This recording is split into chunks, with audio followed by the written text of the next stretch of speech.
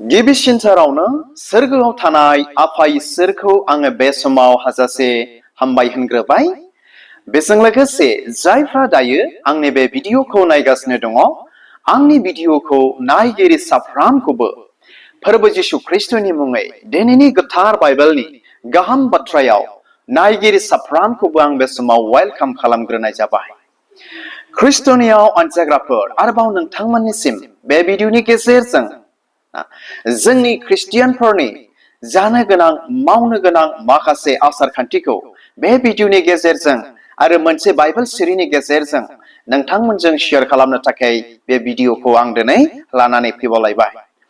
बेनिखायनो आसा खालामदों नोंथांमोना आंनि बे भिडिअखौ जोबजासे नायलांगोन आरो नायखांनायनि उनाव मा मोनसे ख्रिस्टियान जानायखाय ख्रिस्टियान जिबनाव लाब उन्नति बा मुलाम्फा मोनदेरगोन होननानै नायगिरि साफ्रामनिसिमबो फोरबो जिशु ख्रिस्टनि मुङै आं बेखौनो मिजिंथिहरदों।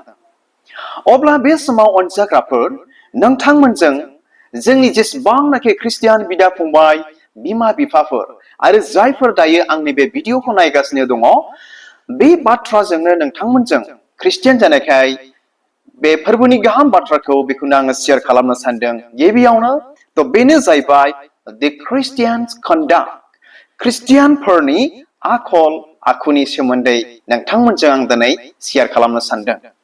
बेनो जाहैबाय ख्रिस्टियानफोरनि आखल बा ख्रिस्टियान कन्डाक्ट। अब्ला बे समाव अनजाग्राफोर ना, नोंथांमोनजों बेखौनो बे भिडिअनि गेजेरजों आरो दिनैनि बे दिनजों लोगोसे ना मोजां गाज्रि दिनै आं बेखौनो शेयार खालामनो सानदों, जेन' जोङो गावखौ अनुभब खालामनो हायो, गावखौ फिल खालामनो हायो। दैट मिन्स गावखौ मोनदांनो जेन' जों हानायफोरबायदि जे आङो दिनै ख्रिस्टियान जानानै बेबायदि आखलाव, बेबायदि सभाब चरित्रआव आं जिउ खांदोंना खाङाखै, आं दंना गैया। जोंनि जेसेबांनाखि ख्रिस्टियान बिदा फंबायफोर, नोंथांमोनजों आं बेखौ दिनै शेयार खालामदों। गोबां समावनो जोंनि ख्रिस्टियानफ्रा जिशु ख्रिस्टखौ मोननानैबो ना जोंनि ख्रिस्टियानफोरनि आखला माबोरै जानांगौ जों दिनै बेखौ मिथिया। मिथिबायना? गोबांथार समावनो जों जिशु ख्रिस्टखौ मोनबाय, जों दिनै ख्रिस्टियान जाबाय, ओमफ्राय बेनि उनाव जोंनि जिशु ख्रिस्टखौ खुलुमग्रा बा ख्रिस्टियानफोरनि आखला बा ख्रिस्टियान कन्डाक्टफोरा मा रोखोम जानो नांगौ, गोबांथार समावनो जों दिनै जिशु ख्रिस्टखौ मोनब्लाबो मिथियैफोरबादि, आरो सोरबा मिथिसेयावबो मिथियैफोरबादि दिनै खालामो बा मावो बा थांनानै थायो बा जिउ खाङो। अनजाग्रा आंनि भिडिअखौ नायगिरिफोर, नाथाय जोङो बाइबेलाव लिरदों, जोङो बे संसारनि बायदि दाजा होननानै बुंदों। जोङो बे संसारनि बायदि जों ख्रिस्टियानफ्रा जानो मोनथारनाय नङा। अनजाग्राफोर, अब्ला बे समाव नोंथांमोननिसिम आरोखि ना माखासे 21थासो पइन्टसफोर, बाथ्राफोर, इसोरनि दासफोर बुंलांनाय बा लिरनाय बाथ्राफोरखौ नोंथांमोनजों आं दिनै शेयार खालामनो सानदों। आरो बे पइन्ट, बे बाथ्राफोरनि गेजेराव आं दंना गैया, आंनि आखला माबादि, बेखौ मोनदांगोन होननानै नायगिरि साफ्रोमनिसिमबो मिजिंथिदों। अब्ला बे समाव आङो नोंथांमोननो फरायनानै खोनासंहोनि जे जोंनि ख्रिस्टियानफोरनि आखलफ्रा मा थानो नांगौ, बा जोंनि ख्रिस्टियान कन्डाक्टआ मा थानो नांगौ। फै जों बेखौ गाहायै मिथिनानै लानि। नम्बर 1 बेनो जाहैबाय इसोर फोथायग्रा। जोंनि ख्रिस्टियानफोरनि आखला इसोर फोथायग्रा जाथारनो नांगोन। नम्बर 2 इसोर आरो ख्रिस्टनि फारसे अननाय थानाय। इसोर आरो ख्रिस्टनि फारसे जोंहा अननाय थानो नांगौ। अनजाग्राफोर, मा होननानै बुंदों? बाइबेलाव बेबायदि लिरबावदों, जाया इसोरनिफ्राय गावखौ बांसिन अनो, गावनि फिसा बा गावनि बेसे बेसा न'खरनि बिदा फंबायफोरखौ बांसिन अनो, बियो इसोरनि बा जिशु ख्रिस्टनि सेला जानो हाया। नै बाइबेला दिनै जोंनो बेखौ मिथिहोबावदों। आरोबाव फरायनानै खोनासंहोनि। नम्बर 3 ख्रिस्टनियाव रंजायो। ख्रिस्टनियाव रंजाग्रा बेबायदि आखल दिनै जोंहा ख्रिस्टियानफ्रा जानो नांगोन। नम्बर 4 इसोरखौ मानिग्रा, बे आखल दिनै जोंनियाव थानो नांगोन। नम्बर 5 ख्रिस्टनि दैखुनथिजों सोलियो, इसोरनि आसार खान्थिजों थाबायग्रा सोलिग्रा बेबायदि दिनै जाथारनो नांगोन। नाम्बार 6 इसोरनियाव गथायना होनाय जिउ। जों दिनै गाव गावनि जिउखौ इसोरनियाव गथायनानै होग्रा बेबायदि आखल बा बेबायदि स्वभाब चरित्र जों दिनै ख्रिस्टियान जानो नांगोन। नाम्बार 7 ख्रिस्टखौ जिउआव सेथि जायगा होग्रा ना जों होआना होयो जोङो प्रभु जिशु ख्रिस्टखौ गिबिसिन जोंनि जिउआव जों दिनै जायगा होग्रा जाथारनो नांगोन। बेबायदि आखला जोंनियाव थानो नांगोन। नाम्बार 8 गोगोम धोरोमिया आरो सिबिसुला आखुयै जिउ खुंलांग्रा ना मा होनदों गोगोम धोरोमिया आरो सिबिसुला आखुजों जिउ खुंलांग्रा जों ख्रिस्टियानफोरनि आखला बेबायदि जाबावनो नांबावगौ।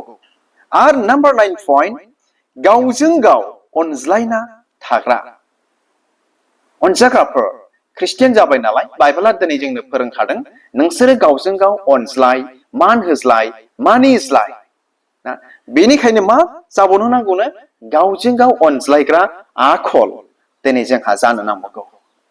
आरो फरायनानै खोनासंहोबावनि नाम्बार 10 गासै पाप आरो गाज्रिनिफ्राय गोजानाव थाग्रा ना गासै पाप आरो गाज्रिनिफ्राय गोजानाव थाग्रा जों ख्रिस्टियानफोरनि आखला बेबायदि जाथारनो नांबावगौ। मिथिबायना जोंनि ख्रिस्टियान कन्डाक्टआ बेबायदि जाथारनो नांगौ। अनजाग्राफोर फरायनानै खोनासंहोबावनि नाम्बार 11 मोजांसिनखौ नागिरनानै थांग्रा मोजांसिनखौ गाहामसिनखौ नागिरनानै थांग्रा बा नागिरग्रा दिनै जोङो जाथारनो नांबावगौ बा जोंनि आखला बेबायदि जानो नांगौ। आरोबाव नाम्बार 12 गोथार आरो सैथोआव जौगायो। जोंनि आखला जोंनि ख्रिस्टियानफोरनि आखला बेबायदि जाबावनांगौ मा गोथार आरो सैथोआव जेन' जौगायो नंगौआव। अनजाग्राफोर बेनो जाहैबाय जोंनि ख्रिस्टियानफोरनि कन्डाक्ट जानो नांथारगौ। जोंनि ख्रिस्टियानफ्रा बेबायदि आखलफोरनि जानो नांथारगौ। आरो दंबावो नाम्बार 13 आवहाय बेबायदि लिरदों थार खामानियाव नांथाबग्रा थार खामानि सैथो खामानियाव नांथाबग्रा। मिथिबायना जोङो गोबांथार दिनै थांनानै थानायाव खामानिफोर जों दिनै मावनानै जायो बा मावनानै थांनानै थायो। थ' बेबायदि खामानियाव सैथो नंगौ खामानियाव नांथाबग्रा जों दिनै जाबावनो नांबावगौ। जोंनि ख्रिस्टियान आखलफ्रा बेबायदि जानो नांगौ। आरोबाव 13 आव लिरदों 14 आवहाय थार खामानियाव गुबुननि दायखौ निमाहा होग्रा। मिथिबायना जोंनि ख्रिस्टियानफोरनि आखला बा कन्डाक्टआ बेबायदि जाबावनांगौ गुबुननि दायखौ निमाहा होग्रा। अनजाग्राफोर आरोबाव 16 बयजोंबो गोरोबना थाग्रा। मिथिबायना जोङो मा जोङो बयजोंबो गोरोबनानै थाग्रा आखलनि मानसि जों ख्रिस्टियानफ्रा जानो नांथारगौ। आरोबाव फरायनानै खोनासंहोबावनि नाम्बार 17 गाज्रि लोगोफोरखौ एरायना सोलिग्रा। मिथिबायना जों ख्रिस्टियानफ्रा ना गाज्रि लोगोफोरनिफ्राय गावखौ एरायनानै बा गाज्रि लोगोफोरखौ एरायनानै थांनानै थाग्रा सोलिग्रा दिनै जोङो बेबायदि जानो नांथारगौ। दिनैनि बे बुहुमाव बांसिनानो दिनै गाज्रि आरो दिनैनि बे बुहुमाव बांसिनानो इसोर हामजायै। अनजाग्राफोर ओंखायनो बेबायदि गाज्रि लोगोफोरनिफ्राय एरायनानै थाग्रा सोलिग्रा आखल जोंहा दिनै थानो नांथारगौ। आरो नाम्बार 18 आव बुंदों गुबुननि सुखुआव रंजाफायो आरो दुखुआव गाबफायो। जोंनि ख्रिस्टियानफोरनि आखला बेबायदि जानो नांगौ गुबुननि रंजानायाव रंजाफाग्रा गुबुननि मा सुखुआव रंजाफाग्रा आरो गुबुननि दुखुआव गाबफाग्रा आखल दिनै जोंहा जाथारनो नांगौ। नाथाय जोंनि गोबांथार समावनो जोंनि माखासे ख्रिस्टियानफोरनि बेबायदि आखल थायो गुबुना जेब्ला दुखुआव थायो अब्ला जोङो बेखौ मोजांसो मोनफ्लांग्रा हामदों दासो जादों बेबायदि सानग्रा आखल दिनै जोंनियाव दङ एखे ख्रिस्टियानफोरनियाव नाथाय बाइबेला दिनै बेखौ लुबैयाखै फोरबो जिशु ख्रिस्टआ बेखौ दिनै हामजाया बुंदोंसो गुबुननि सुखुआव रंजाफायो आरो गुबुननि दुखुआव गाबफायो अनजाग्राफोर आरोबाव 19 आव बुंदों 19 नाम्बारावहाय गासैखौबो मान होयो बा गासैखौबो मान होग्रा जोंनो बाइबेलानो फोरोंखादों नोंसोरो गावजों गाव मान होज्लाय दिनै बेयाव लिरदों गासैखौबो मान होयो जोङो ख्रिस्टियान जानायखाय ना गासैखौबो मान होग्रा गासैखौबो सनमान खालामग्रा जों दिनै जाथारनो नांगौ जोंनि ख्रिस्टियानफोरनि आखला नाथाय जोङो माब्लाबा समाव गावनि दंनायफोरखौ लानानै गावनि मान मर्यादाखौ लानानै गावनि धन सम्पतिखौ लानानै गावनि रोंनाय रानाय गावनि रेंकफोरखौ लानानै जोङो गावनिफ्राय गाहायसिन बा सेरखम बादि मानसिफोरखौ जों दिनै गावजों गाव मान होनो गोसो जाफ्लाङा माब्लाबा समाव नाथाय फोरबोआ दिनै बेखौनो लुबैदों गासैखौबो मान होग्रा आखल दिनै जोंनिफ्राय बेखौसो लुबैदों आरोबाव नाम्बार 20 दुखु एबा आंखालाव थानायफोरखौ हेफाजाब होग्रा बेबायदि आखल जों ख्रिस्टियानफ्रा दिनै जानो नांबावगौ मा रोखोम दुखुआव थाग्रा एबा आंखालाव थाग्राफोरखौ हेफाजाब होग्रा ख्रिस्टनियाव अनजाग्राफोर जों दिनै बेबायदि आखलफ्राव दंना गैया फै जों मोनदांबावनि आरोबाव 21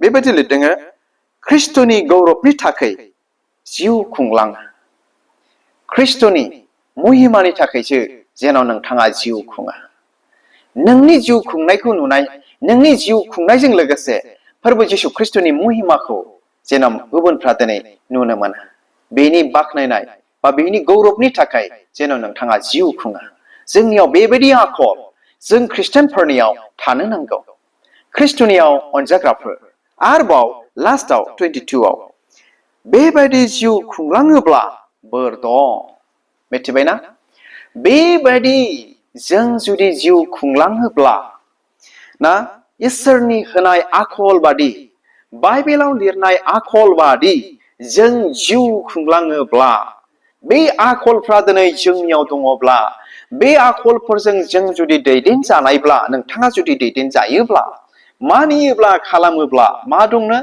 बोर दं ख्रिस्टनियाव अनजाग्राफोर आं बे समाव जोबनायाव नोंथांमोननो मोनसे बाइबेल सिरि फरायनानै खोनासंहोनि थ' बेखौ मोननो हागोन गाहाम खौरां ज'हननि 15 बालाबनि 10 सिरियाव बेबादि बुंदों नोंसोरो आंनि हुकुमफोरखौ मानियोब्ला जेरै आङो आफानि हुकुमफोरखौ मानिनायखाय बेजों अनजाफ्लायदों बेबादिनो आंबो नोंसोरखौ अनफ्लायगोन खोनाबायना खनसेबाव नोंसोरो आंनि हुकुमफोरखौ मानियोब्ला फोरबोआ बुंदों जेरै आङो आफानि हुकुमफोरखौ मानिनायखाय बेजों अनजाफ्लायदों बेबायदिनो आंबो नोंसोरखौ अनफ्लायगोन अनजाग्रा आंनि भिडिअखौ नायगिरिफोर जों जुदि ख्रिस्टियान जानानै फोरबो जिशु ख्रिस्टखौ मोननानै मा होननानै बुंदों बेनि हुकुमफोरखौ मानियोब्ला